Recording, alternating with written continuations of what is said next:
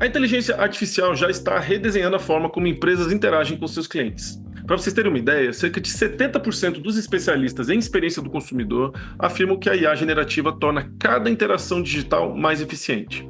Além disso, a automação nas plataformas de atendimento pode reduzir custos em até 30%.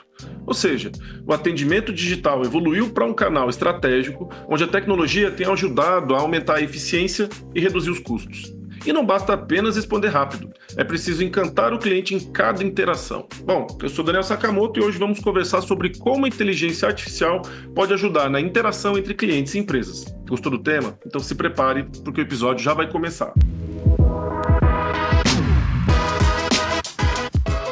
Varejo SA Podcast, episódio 187, como a inteligência artificial pode ajudar na interação entre cliente e empresa.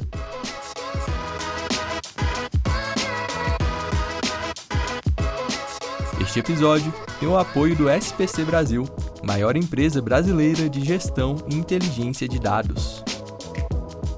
E para essa conversa fundamental para empreendedores, recebemos hoje João Gabriel, responsável pela área de marketing de produto na Fintalk, uma empresa pioneira em IA conversacional aqui no Brasil. Olá, João, tudo bem? Seja bem-vindo ao Varejo SA Podcast. Oi, Daniel, tudo bem? É um prazer estar aqui com vocês e espero que a troca seja muito boa e a gente possa trocar muito sobre como é que a gente está utilizando a AI no varejo brasileiro. Bom, prazer todo nosso receber você. Antes da gente entrar especificamente no tema, queria pedir para você se apresentar para quem está nos ouvindo aí, fala um pouco da sua experiência e como que você se tornou aí especialista em marketing, trabalhando nessa área de inteligência artificial. Claro, eu sou uma pessoa, uma carreira muito generalista, assim, então essa modernidade de a gente criar uma carreira generalista, eu comecei minha carreira programando, e depois entendendo que além da tecnologia existia uma coisa além da programação, que era a construção de produtos e projetos, e foi evoluindo. E depois já tem um outro desafio que é vender esses projetos. E aí acabei ali indo muito para o lado de venda e marketing. Então, recentemente eu tirei um sabático, uma pausa no sabático, e aí nesse sabático eu aproveitei muito para eu voltar lá atrás e voltar a programar muito, e entender, o que tem de novidade, né? O que está tendo de legal. Então, acaba ficando muito entre os dois mundos, entre eu brinco com o techniquez e o mercado em si. Às vezes é aquela coisa complicada, a gente vê muita novidade saindo de tecnologias, AI, tecnologias novas, e nem sempre a gente consegue entender, né? Por que aquilo ali é tão diferencial em si para o técnico. E eu acho que essa função que você ressaltou aí é uma das mais importantes, né? Juntar a equipe técnica, programadores, o pessoal que fica ali no back-office, com as demandas reais aí dos consumidores. Então acho que essa é uma posição super difícil de encontrar alguém que consiga unir as duas pontes. Acho que esse que é o seu diferencial. Fala um pouquinho da Fintalk para quem está nos ouvindo aí, para entender por que a gente convidou a Fintalk para falar hoje com a gente. Ela é uma referência em IA conversacional, né? Isso. A Fintalk hoje ela é uma infraestrutura de AI conversacional. Eu falo infraestrutura no sentido que a gente tem um core, né? Uma infraestrutura muito sólida e precisa e com muita segurança para conseguir escalar AI dentro de larga escala. Então, uma coisa é a gente falar de uma inteligência artificial para um grupo fechado de clientes, um caso de uso interno de 100, 10 mil clientes. E outra coisa é quando eu preciso fazer com uma inteligência artificial, como, por exemplo, atenda milhares de clientes, milhões de clientes todos os dias. Então, a gente tem casos de empresas que atendem milhões de clientes todos os dias na ponta, utilizando inteligência artificial. E para isso, você precisa ter uma solidez muito forte de não oscilação. É muito comum, né? Todo mundo deve ter pensado, o chat GPT ou o outro, o Gemini, às vezes não sabe responder direito. Como é que ele não vai... Se eu estou usando ele para responder na minha empresa, ele não pode responder errado. Então, a gente se posiciona muito como essa solidez, né? Dessa construção de infraestrutura de AI para escala, dentro de atendimento principalmente, e nessa vertical de contato com o cliente. Ah, legal. E vocês têm ali no histórico, né, uma origem mais voltada para o mercado financeiro, só que hoje vocês estão com um olhar bem voltado para empresas de varejo, né? Vocês têm alguns clientes relevantes aí de varejo que já estão usando as soluções de vocês. Exato, Daniel. Essa questão do mercado financeiro em si, isso vem muito devido ao nosso histórico, né, dos nossos fundadores. Então, são pessoas que trabalharam muitos anos no mercado no mercado bancário em si, no sistema regulatório, no sistema de bandeira. A gente entende muito como know-how, como empreendedores, e isso fez muito com que a nossa construção de produto seja muito focada em segurança, principalmente. Então, quando você fala de mercado bancário, você não pode ter falha. E quando você junta inteligência artificial com, por exemplo, uma cobrança, você não pode negociar uma dívida falando que uma dívida é um valor X e a inteligência artificial falar para o usuário que o valor é Y. Então, quando a gente fala de varejo, a gente está muito conectado agora na experiência que a gente chama do checkout conversacional, que é onde você faz com que o processo de uma compra, o processo de uma adesão, de um contrato, seja algo muito fluido, seja algo que não tenha muito atrito, e a gente utiliza, né, oficial, conversacional para esse tipo de operações, né? Então, onde eu consigo efetuar uma venda, efetuar um contrato, efetuar uma cotação e fazer com que a gente consiga, de fato... Existem lados positivos e não é só questão de crescer sem ser humano, é questão de conseguir fazer até melhor às vezes. Então, é conseguir diluir, né? Conseguir ter testes, conseguir ter operações diferentes. Bacana. Bom, vamos entrar mais agora no nosso tema, que são aí o uso da IA para esse desafio conversacional.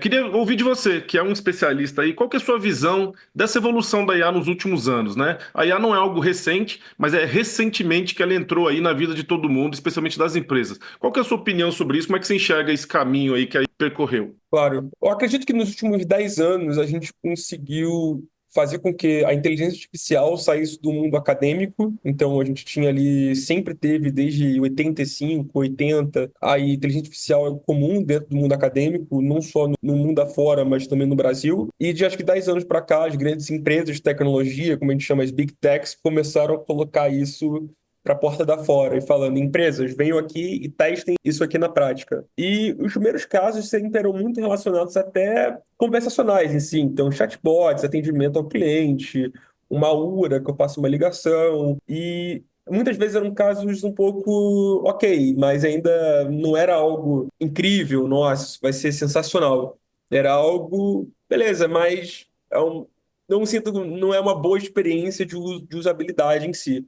E de 3 anos para cá, agora a gente viu, né, toda essa geração que a gente chama de LLMs, que é o OpenAI, Gemini e o famoso ChatGPT. O ChatGPT pegou toda essa revolução nova que a gente tem de AIs e ele fez ficar palpável para pessoas comuns. Então, aquilo ali que era uma coisa para uma grande empresa, para algo muito técnico, agora uma pessoa normal, ela pode simplesmente baixar o aplicativo e começar a usar.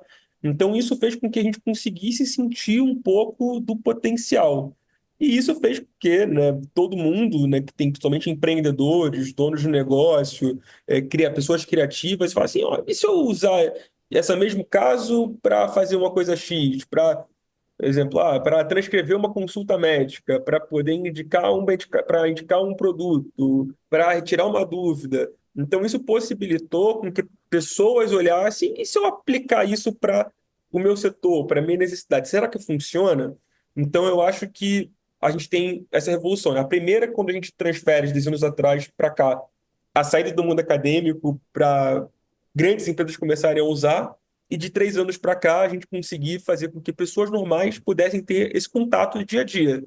E gera esse turbilhão de ideias gigantes sobre potenciais que isso pode acontecer em novos negócios. Então, quando se aproxima, né, essa tecnologia de pessoas, né, do mainstream, né, da população, surgem 50 mil ideias. Então, todo mundo, com certeza, estão usando um chat GPT da vida, alguma coisa, deve ter. Se eu usar para tal coisa, e será que se eu pedir uma receita, ele sabe me dizer o que cozinhar? Todo mundo já fez alguma brincadeira nesse sentido. E eu percebo assim, há poucos anos atrás, de maneira geral, as pessoas elas não gostavam de interagir com máquinas ou não gostavam de interagir com programação.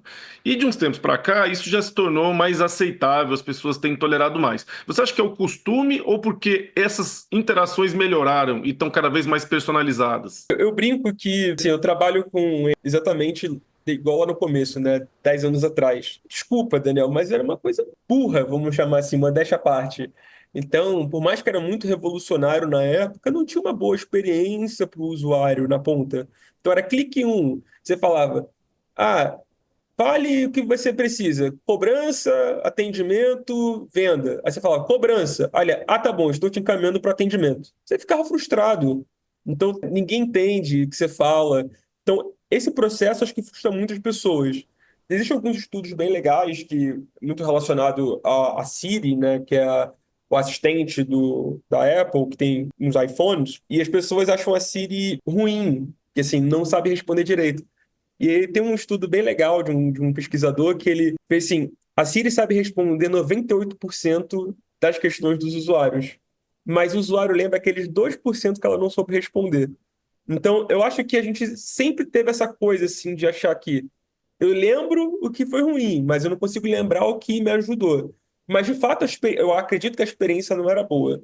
E, hoje em dia, né, com essas novas tecnologias que a gente tem, faz com que a fluidez fique muito rápida.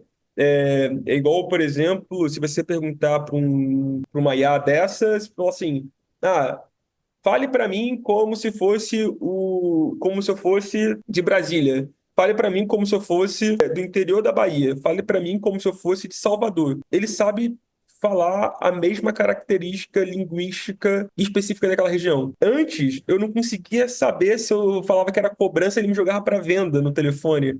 Eu não conseguia entender o que eu falava. Agora ele sabe diferenciar até o micro detalhe da linguística.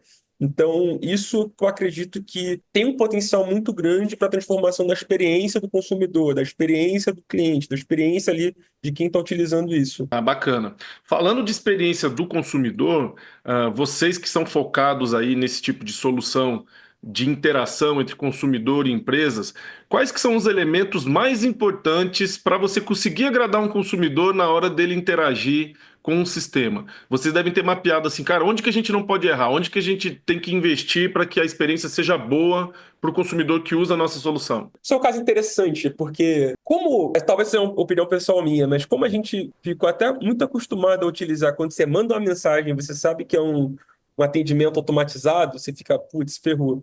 Então, eu não posso falar de uma vez o meu problema. Diferente quando você liga para um ser humano, você fala assim, falar um caso de uso simbólico. Estou com um problema na minha passagem aérea, tá? Ok. Liguei para uma companhia aérea. A pessoa me atendeu. Oi, tô tendo um problema X, meu voo foi cancelado e eu preciso trocar porque o meu voo de volta. Eu expliquei várias coisas numa única frase, com um contexto gigante. Se eu fosse fazer isso, por exemplo, dentro de um automatizado no modelo antigo, clique em um para isso. Você quer falar com o setor X ou com o setor Y? Para isso ou para aquilo? Então, a capacidade do ser humano é ela fazer entender o contexto que o consumidor está falando. E do outro lado, ele não tinha essa experiência. Então, o consumidor ele ficava até frustrado, porque assim, é de novo automatizado. Não quero, é muito comum as pessoas assim, eu quero voltar a falar com o ser humano, não é possível. Como é que eu passo aqui para eu falar com o ser humano? E aí, onde é que eu acredito que vem a melhor experiência sobre isso? Vem nesse caso. Vem aonde você consiga fazer com que a inteligência artificial ela consiga ter a compreensão de um contexto longo, como se fosse de fato eu falar na primeira mensagem: oi, meu nome é X, eu sou o dono do restaurante Y e eu estou tendo um problema aqui com a maquininha de cartão, ou com o meu sistema, ou com a minha internet está lenta, e eu não precisar falar 50 mil coisas para chegar naquela etapa. Eu, numa única mensagem, a inteligência conseguir entender e seguir e resolver o problema do consumidor. E isso é possível, Daniel, graças à revolução tecnológica que nós estamos vivendo. Tecnicamente, isso era muito difícil de se fazer e, além de muito difícil, também era uma coisa muito cara. Então, hoje, nós estamos no momento de conseguir ter isso como possibilidade, mas também ter isso de maneira possível de escalar para milhões de pessoas utilizando, que é o que faz com que seja viável para um negócio, para uma empresa utilizar para o seu consumidor final. Entendi. Então, na verdade, assim, a estrutura tecnológica que a gente tem hoje já permite que a grande parte dos problemas ali, das interações, já consigam ser resolvidas pela IA, deixando apenas aqueles mais complexos para direcionar para um atendimento humano. Você acha que já existe hoje essa tecnologia que a grande parte das interações já tem uma boa resposta de IA? Vocês Sim, trabalham muito nesse sentido, né? isso depende muito também da maturidade do negócio. Então, eu acho que no Brasil a gente teve, né, o Brasil até comparado, né, o varejo brasileiro ele é muito eficaz. Então, o sistema bancário brasileiro ele é muito moderno. Frente, por exemplo, agora eu passei uma temporada agora na Europa visitando alguns clientes. É, Fazer a comparação em termos de modernidade do varejo brasileiro, seja em pagamento, gestão, sistema, o Brasil está muito à frente. Até alguns países da Europa, muitos países da América Uhum. Latina. Então, a transformação digital da indústria, a gente conseguiu fazer muito bem no Brasil. E a gente só consegue aplicar inteligência artificial a esses casos se eu conseguir executar isso bem. Eu brinco que para eu conseguir fazer inteligência artificial, antes disso eu tenho que ter dados organizados do meu negócio. E para dados organizados no meu negócio, eu preciso ter tecnologia organizada no meu negócio, meus sistemas organizados. Então, exemplo, a inteligência artificial para ela conseguir negociar uma dívida, por exemplo, ou lançar uma ordem de serviço, ela tem que conectar no sistema. Então, ela utiliza do sistema para se comunicar com o sistema para lançar aquela ordem de serviço, aquele lançar uma operação financeira, um agendamento. Então, eu tenho que ter o sistema estruturado. Então, uma coisa depende da outra. E a vantagem, né, a vantagem competitiva que o Brasil brasileiro tem frente, né, até outros países, outras economias, é que a gente conseguiu avançar bem na digitalização da indústria, do setor, e isso agora a gente tem a capacidade de colher esses frutos, conseguindo implementar mais fácil a inteligência artificial para os nossos casos, para os nossos casos. Faz todo sentido isso que você está falando. Inclusive, a gente tem acompanhado de perto o quanto que até micro e pequenas empresas estão conseguindo se digitalizar aqui no Brasil, especialmente pós-pandemia. Sistemas como CRM, ERP estão cada dia mais acessíveis, mais difundidos, e especialmente para os micro e pequenos, que era quem ficava de fora dessa parte de organização e estruturação de dados e sistemas. Então, a gente também já pode acreditar que a adoção de IA de maneira mais ampla, já é uma realidade também para pequenas e médias empresas, ou você acha que ainda está restrito para as maiores empresas? Bom ponto. E assim como você falou, né? Antes, um RP, até um sistema de um PDV moderno, de um gerenciamento de inventário, era uma coisa de uma grande empresa. Eu tenho 20, eu tenho 10 lojas, aí eu vou ter. Não, quando eu tiver 3 lojas, eu vou colocar o sistema, eu vou colocar isso, eu vou gerenciar meu estoque. Agora você consegue, sim, graças a muito empreendedores de tecnologia, a gente consegue ter competitividade, coisas mais baratas, mais fáceis de implantar, é mais simples, é bom para o lojista, é bom para o comerciante. Então a gente conseguiu ter essa evolução muito grande. Muitas dessas empresas elas estão colocando, né, funcionalidades, que a gente chama de features, né, funcionalidades ali de AI dentro dos seus próprios sistemas, dos seus RPs, PDVs, POS, seja o que for. Então, aí esse é o passo, assim, acho que o primeiro passo de adoção é quando a gente usa isso dentro de um caso interno de uso. Então, eu tenho o meu sistema, e o meu sistema tem uma funcionalidade onde eu possa tirar uma dúvida com AI, onde eu possa buscar uma informação, onde eu possa, algum caso de uso interno, para os meus funcionários, para mim, como empresário, para o meu gerente, para um reporte, para um dashboard, seja o que for. O que a coisa mais difícil que existe uma dúvida que eu falo que é uma dúvida até do medo, que é o colocar isso para a porta para porta do lado de fora da porta, que é o lado do consumidor, o lado do cliente. Então, o mercado ainda tem muito medo ainda de eu mudar, né? Eu tirar, ok, uma coisa é eu usar aqui dentro, porque a cada 100 vezes ele erra uma, mas e se errar uma na mão do meu cliente? Normal. O ser humano também não erra? Sim, estou falando que a IA não deveria errar, obviamente, mas errar é comum, né? O que a gente tem que fazer é diluir esse erro. Então, eu acho que a próxima etapa de adoção que a gente precisa ter, né, é fazer com que a gente tenha confiança para transformar, né, os casos de uso que são internos, que muitos desses sistemas que a gente tem estão conseguindo colocar essas funcionalidades, para a gente transformar isso da porta para fora. Até mesmo porque, Daniel, atender o cliente é o mais importante. É o cliente que paga a conta, é o cliente que faz a economia girar, é o cliente que faz o dinheiro entrar. Então, eu preciso fazer. Como é que eu posso usar disso para, de repente, vender mais, ter um fluxo melhor, uma experiência melhor? Então, isso é que a gente trata muito com nossos clientes e esse problema, esse caso, esse medo, vamos botar assim, ele não é só do pequeno, ele é das grandes empresas também. Talvez até acho que é mais fácil o pequeno ele ter menos medo, porque assim, cara, eu preciso ser inovador, eu preciso ser ousado, eu preciso ser inovador. Diferente do grande empresa, porque a grande empresa ela tem sempre aquela estruturação mais complexa, aquela coisa mais eu tenho 1.000 lojas, assim, mais complexo. Eu tenho 100 lojas é mais fácil. Então, é até uma oportunidade ali para empreendedores ali conseguir talvez, ok, então, por que não, né? Vamos apostar, vamos fazer, vamos tentar. Esse tipo de manobra de adoção de novas tecnologias, no caso de grandes empresas, é aquela bela questão do transatlântico, né? O transatlântico, para manobrar, tem muito mais dificuldade do que um barco pequeno.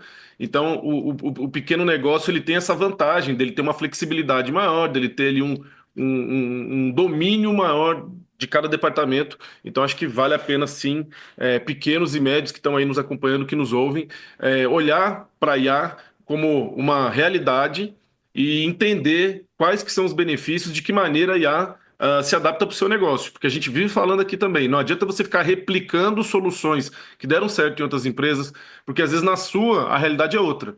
Como o João Gabriel falou, você precisa estar com seus dados estruturados, você tem que ter um sistema minimamente organizado para que a IA consiga efetivamente te dar um bom resultado. Acho que esse é o caminho.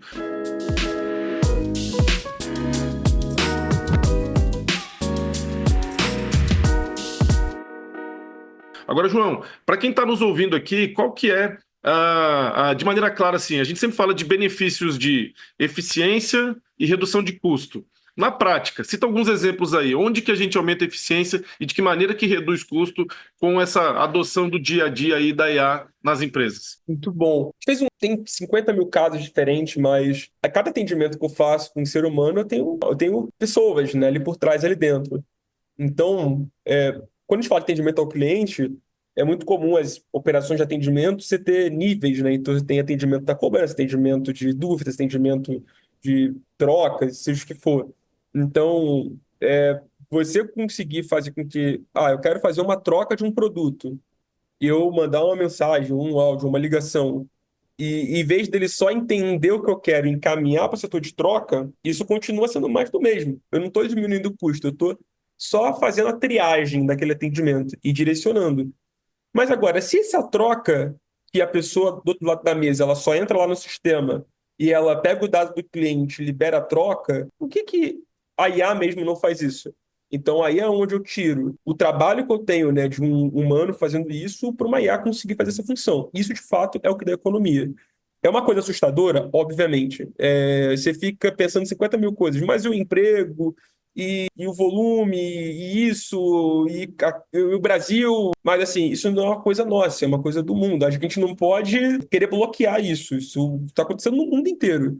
Então, acho que é nesses casos. Então, quando a gente tem muitos casos de uso, por exemplo, repetitivos, tirar uma dúvida sobre uma troca de um produto. Quantas vezes você tem, né, muitos casos de atendimento ao cliente que são algo comuns, que é algo que, ok, se eu botar para fazer isso para mim, e não no sentido da triagem. Triagem é a coisa mais simples, no final continua tendo um ser humano por trás. E acontece muito do nosso lado, que nas empresas a empresa ela chega, ela quer fazer tudo. Eu quero mudar, eu quero pegar todo o meu fluxo aqui, por exemplo, de atendimento, de cobrança, eu quero automatizar tudo com IA, eu botar IA para fazer. Etapa, um passo de cada vez. Então vamos pegar aqui. Qual é o maior caso? O principal é esse aqui. Versus o que, ok, a tecnologia está pronta para a gente integrar? Tá bom, vamos lá. Então, vamos começar por esse caso. Porque isso tem que ser um passo de cada vez, não consegue fazer tudo de uma vez. E isso faz com que aumente a produtividade, você consiga ter mais margem positiva para você ir investindo mais ali em outras coisas. Mas hoje, por exemplo, a gente tem casos de varejo que, por exemplo, nosso, que o cliente fez uma compra, seja uma compra física dentro de uma loja, ele saiu da loja e ele recebe uma mensagem depois falando: oi, tudo bem, quero saber, se tirar sua dúvida e tal. Você quer trocar, você quer fazer alguma coisa, você pode falar comigo aqui dentro. E qualquer dúvida que o cliente tem, ele já consegue tirar tudo ali dentro. Veio rasgado, quero trocar, tem como trocar para um tamanho maior? Qual é o prazo de troca? Então, você fez porque conectou a experiência do usuário, dele terminar um processo de uma compra, e você ativamente já ofereceu isso para ele, porque era o caso comum desse cliente. Depois da compra dele, muitas pessoas entravam em contato pelos canais padrões para tirar dúvidas simples. Por que eu não proativamente faço isso? Isso funcionou muito bem, assim, aumenta muito o sucesso do cliente, né? Ele fica muito feliz porque, ok, é muito comum você comprar uma coisa e você precisa trocar. Você tem que tirar dúvidas sobre onde você troca. E aí você vai ligar, e você vai entrar em contato com a empresa, você vai cair lá naquele fluxo manual, padrão, horrível, que ninguém sabe te ajudar, e por aí vai.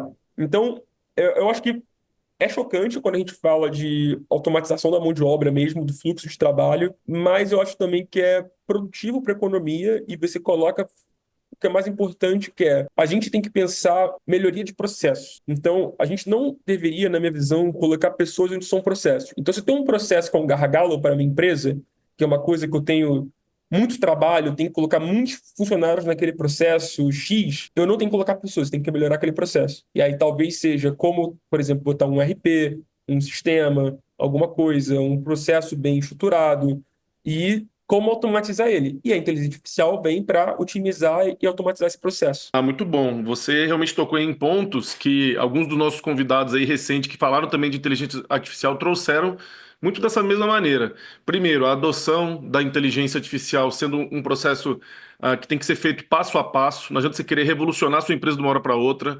Identifique o principal gargalo, veja como a tecnologia pode te ajudar naquilo e vai implementando aos poucos. Tem a questão cultural, né? A empresa tem que estar aberta para essas transformações e entender que a evolução da sociedade tem impactos, não tem jeito, impacto social, de você substituir mão de obra de pessoas por tecnologia, não é uma discussão de hoje, é uma discussão que vem lá desde a Revolução Industrial e que a sociedade, de maneira geral, precisa discutir isso e achar soluções. Não é o empresário que vai deixar de evoluir em termos das funcionalidades que estão disponíveis e ele achar que ele sozinho vai conseguir resolver esse problema de como vou alocar agora esse colaborador que eu estou substituindo ele por um sistema. Na verdade, é uma discussão mais ampla, cabe ao empresário participar da discussão, mas não é ele o responsável, não é ele que vai deixar de utilizar os benefícios da evolução tecnológica no seu Isso. negócio. Então, acho que E é também a troca, né? Eu pegar aquela pessoa que está fazendo um trabalho massivo e altamente competitivo. processual e ele pensar como é que eu posso melhorar, como é que eu posso ser mais efetivo, ser mais produtivo. Então, como é que ele pode ter ferramentas para melhorar o processo dele? Então, é a gente tirar, né? Tirar o lado operacional e vir para o lado mais pensador, vamos botar assim, né? Palavra meio estranha, pensador. Porque, apesar de tudo, o ser humano é a inteligência artificial mais inteligente que existe no mundo. Então, a gente precisa ser mais inteligente para construir isso. Muito bom. E aí a gente entra um pouquinho, né? Esse tema já é um pouquinho que envolve ali a questão de ética, mas de maneira geral tem aumentado as discussões que vinculam questões de privacidade, ética e compliance com empresas que são muito intensas no uso de inteligência artificial. Vocês certamente têm aí algum tipo de visão sobre isso, porque se vocês colocam via o sistema de vocês clientes para conversar com as empresas, ali tem muitas questões importantes com relação à privacidade de dados, com relação à responsabilidade de quem é responsável pelo quê. Como que vocês têm enxergado esse desafio aí contemporâneo? Um excelente ponto. Acho que, principalmente quando a gente fala da mudança de utilizar uma inteligência artificial dentro de um caso de uso interno, para o meu gerente, para mim, como dono, meus funcionários, e para o meu cliente. O meu cliente é o dado dele. Então, o CPF dele, é o e-mail, telefone, endereço. Então, isso é uma coisa que eu tenho que ter um nível muito mais robusto. Ela não pode falar errado, ela não pode passar uma informação errada. E isso eu acho que é o nosso maior desafio técnico.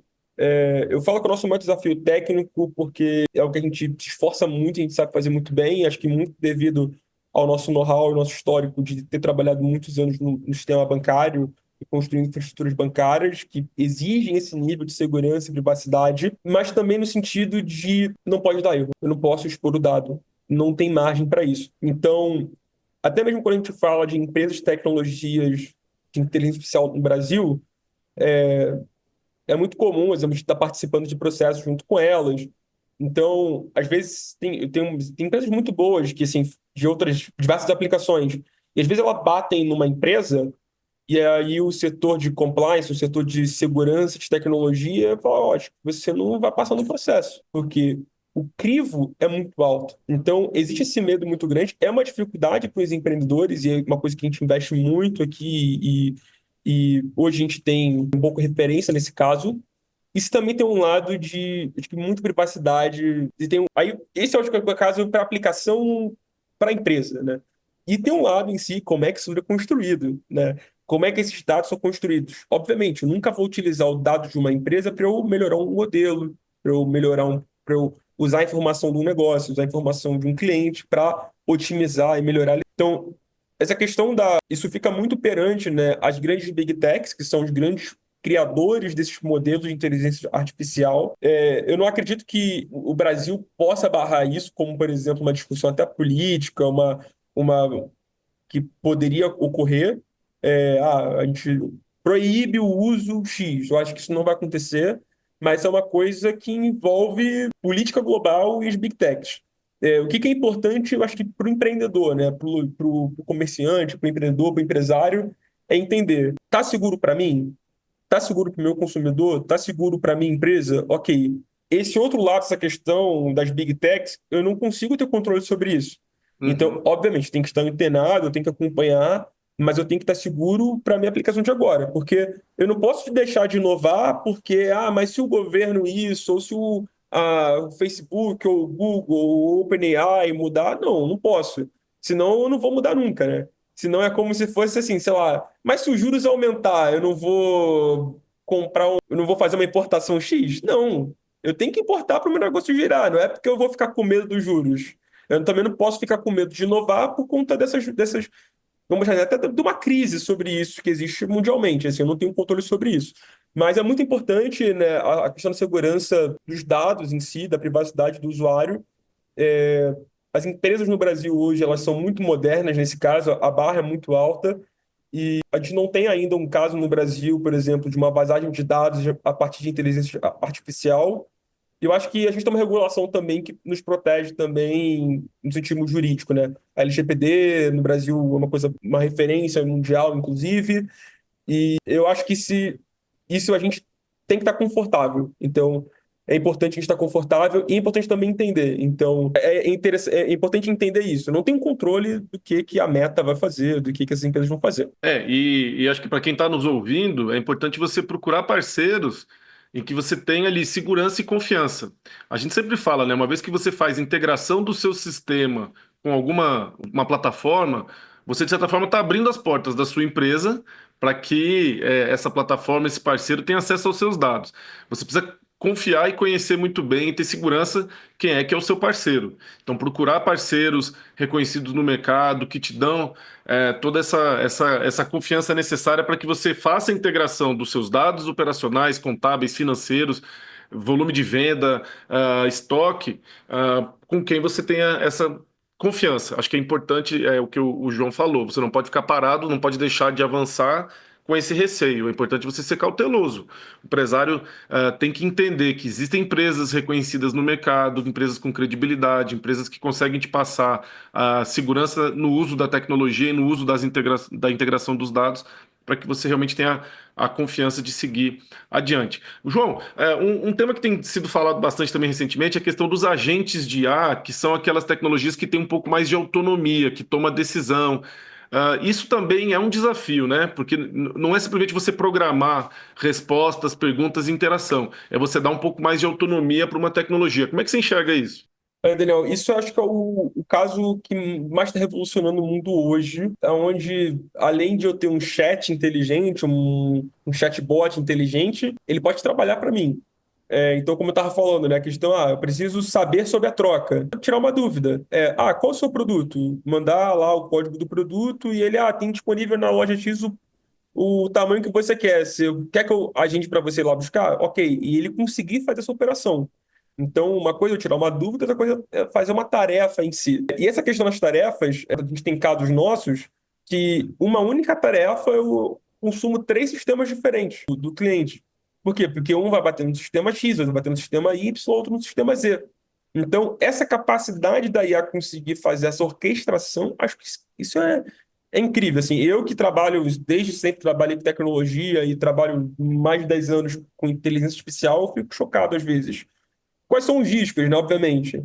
Pô, se ele às vezes ele consegue responder um chat errado, será que ele pode executar uma tarefa errada? Com certeza. Então aí você cria camadas É igual como se fosse. É engraçado que é como se fosse um modelo de gestão empresarial mesmo. Então você tem um que a gente chama de maneira macro. Normalmente você tem um orquestrador que entende a tarefa, aí você tem as pessoas que executam, aí você tem um supervisor que é para poder saber se a tarefa foi concluída com sucesso e está correta. Então, a gente está evoluindo muito isso cada vez mais.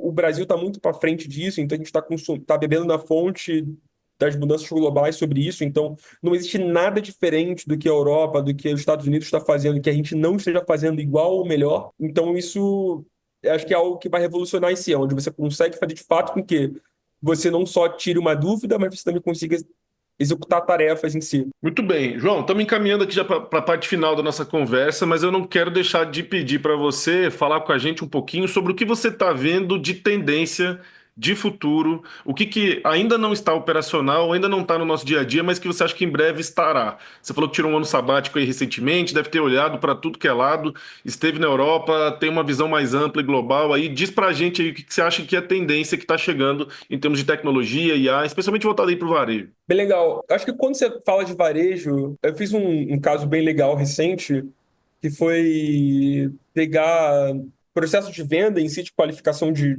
um processo de venda, e de um processo de venda com vendedores de ligação. Eu peguei 1.000 ligações desses vendedores, fiz a transcrição dessas ligações e consegui entender o que faz o cliente comprar. Qual é o momento que ele toma a decisão de compra. Qual o Isso eu achei gatilho? incrível. Então, assim, você conseguiu entender o emocional. Cara, se você entender o fator emocional do contexto, qual estratégia do spin selling ali, né? Do argumento que eu vou usar, do gatilho que eu vou usar para o processo de venda, isso eu fico uma coisa muito chocada. E é uma coisa muito legal que estamos trabalhando agora, executando, é conseguir pegar as técnicas que os vendedores usaram, que mais deram certo, e ensinando a inteligência artificial a usar as mesmas técnicas para conseguir ter um resultado parecido ou até melhor. Isso para mim, assim, acho que é esse mico da linguagem, da comunicação do ser humano, é onde eu saio de algo robótico para algo fluido, onde eu entendo da linguagem. Então, isso eu acho mais de futuro que a gente vai ter sentido de personalização. Isso, assim, para o varejo, é muito. Exemplo, hoje é muito comum, exemplo, quando a gente fala de tecnologia, né, a gente tinha algo que eu achava muito incrível, que era, por exemplo, eu entrei num site, num e-commerce, que seja, e tá frio. E os produtos que aparecem primeiro são produtos relacionados a frio. Então, assim, isso é uma coisa antiga. Agora, eu faço isso de uma maneira 360. Desde o e-commerce, da campanha que eu vou disparar no WhatsApp, da campanha que eu vou disparar no e-mail, do anúncio que eu vou enviar para ele. Então, eu consigo ter um controle de personalização do usuário muito grande. Então, a gente já tinha casos parecidos com esses e agora a gente consegue ter casos com esses de maneira muito mais micro e personalizada. Então, eu acho que tem 50 mil casos diferentes. Eu acho que eu comentei também esse caso que eu gosto muito, que é a experiência pós-compra, a experiência de compra, a experiência de conversão do funil, né? Tenho o meu CRM, eu tenho que engajar o usuário, o lead, para fazer ele comprar ali na minha loja, seja o que for. Mas eu acho que o mais chocante, assim, eu acho que o que eu mais gosto, talvez, modéstia talvez porque eu trabalho com isso aqui no dia a dia, essa questão da personalização da comunicação. Eu tenho um cliente mais idoso da região X, ele consegue saber qual o tipo de linguagem eu vou usar para conseguir efetivar aquela venda diferente do jovem da região Y. E uma coisa também é fazer isso multi-idiomas. Então, a gente está fazendo isso muito com multi-idiomas. A gente fez, exemplo, esse caso que eu comentei, a gente fez com o português de Portugal, que é totalmente diferente do lojista brasileiro. E é um caso que é uma indústria que a gente atende nesses dois países. E é engraçado ver ao mesmo idioma e muda, a mesma região muda, inglês americano, britânico muda. Então, acho que isso vai ser, acho que, algo que vai vir para mudar o jogo de personalização do consumidor. Ah, bacana. E vocês são muito reconhecidos no mercado justamente por isso, né? Essa é uma das características que a Fintalk tem de conseguir ter essa sensibilidade na conversa, na interação entre clientes e empresas. Bom, já aqui na parte final desse nosso bate-papo, João, queria pedir para você deixar uma mensagem aí para o empreendedor brasileiro que está nos ouvindo, o empresário que está ali com aquela ansiedade de ouvir muito de inteligência artificial, de toda hora estar sendo impactado com isso, e ele está ali naquele receio, primeiros passos, não sabe para onde ir, o que fazer. Dá uma dica para o empresário que quer ter essa coragem, esse avanço no uso da IA no seu negócio. O que você poderia dizer para ajudar? Esse é um bom ponto, assim, eu sempre empreendi, assim, desde pirralho, e eu sempre tinha uma visão assim, isso que eu vou fazer vai quebrar a minha empresa? Eu tô assumindo um risco de quebrar o negócio, de dar um problema gigante, eu vou ficar sem pagar salário, assim, de uma maneira muito ousada, muito exposta de risco, às vezes eu acho que eu só fui muito exposto. Mas pensa assim, o que custa? Por que não? Busca sempre pensar assim, o que de fato é um problema e não é uma coisa que é bom ter, é legal. Então, assim, vamos pensar problema de verdade. Vamos pensar, meu problema é venda, meu problema é atendimento, meu problema é cobrança. Não é, e se eu botar isso aqui para poder usar uma coisa, uma firulinha, vamos botar assim? Não, é porque aquilo ali, depois que começar a rodar, se você não vai fazer diferença para o seu negócio. Vai fazer diferença porque você tem problema de verdade. Então, acho que é buscar de fato onde é que tem problema, pensar, isso vai quebrar a minha empresa? Isso vai ser uma coisa, se der algum problema, algum risco, um impacto muito grande? E mesmo assim, qual é o primeiro passo? Nunca fazer tudo de uma vez. Então, acho que a gente tem que ser inovador, tem que ter o risco, empreender a risco em si o tempo todo, mas também é isso que faz com que a economia gire, que os negócios vão para frente, que os negócios prosperem, e que a gente consiga crescer cada vez mais e construir negócios sustentáveis a longo prazo. Ótima mensagem. Acho que fica aí para quem está nos ouvindo a dica, né? Faça aquela avaliação de risco. Se o negócio, se a adoção dessa nova tecnologia não for tão arriscada, comece, dê o primeiro passo e aos pouquinhos ali vai focando nos gargalos principais. Acho que essa é a mensagem que fica. João, para quem quiser conhecer um pouco mais da Fintalk, do trabalho de vocês aí, deixa os contatos e sua mensagem final, por favor. É isso, a gente fica muito feliz de estar ajudando dezenas, centenas agora de empresas brasileiras de vários níveis diferentes, atendendo milhares de usuários todos os dias e fazendo de fato coisas que são problemas, não que resolvem problemas, ajudam as empresas a crescerem. Nosso site é Fintalk, fintalkl.ai, então até o nosso site lá é AI, então a gente é AI até nisso. Nossas redes sociais também são Fintalk também. A gente está sempre muito compartilhando conteúdo, tendências, explicando muito sobre isso.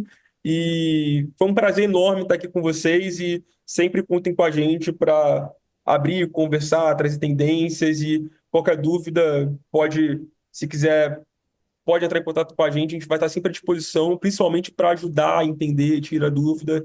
Eu acho que é isso que a gente precisa, educar, e é o trabalho que vocês estão fazendo aqui também no Varejo. Muito bom, muito bom. Obrigado aí por compartilhar com a gente um pouco da sua experiência, da sua visão. Parabéns pelo trabalho que vocês estão realizando aí na Fintalk.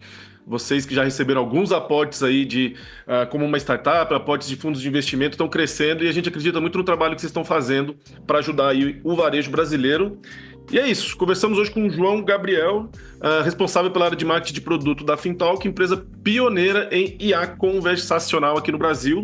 E a gente fica por aqui. Se você gostou desse episódio, não deixe de curtir, de compartilhar e de se inscrever no nosso canal para ser notificado quando o próximo programa for ao ar. Na semana que vem tem mais. Um abraço e boas vendas!